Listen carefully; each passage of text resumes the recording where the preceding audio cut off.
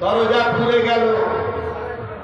সমস্ত সাহাবায়ে কেরাম আল্লাহর পেয়ারা হাবিব সাল্লাল্লাহু আলাইহি ওয়াসাল্লামের পাশে হযরতে আবু বকর সিদ্দিক রাদিয়াল্লাহু তাআলা আনহুকে দাফন করলেন। সকলে বলুন সুবহানাল্লাহ। আমার বাবাজিরা, তাহলে আপনারা বুঝতে পারলেন যে শ্বশুর হওয়ার কারণে নয়, বরং ইমানি পাওয়ার, ইমানি শক্তি প্রজ্বলিত হয়েছে। ইমানি পাওয়ার যখন বাড়িয়েছে, আল্লাহর পক্ষ থেকে আবু বকর সিদ্দিক রাদিয়াল্লাহু তাআলা আনহুর দাফনের ব্যবস্থা আল্লাহ রাসূলের পাশে করার ব্যবস্থা করা হয়েছে। সকলে বলুন সুবহানাল্লাহ।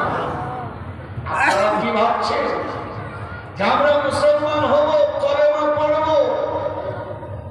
নামাজ পড়ব, রোজা রাখব, আল্লাহর জান্নাত সহজে পেয়ে যাব? না।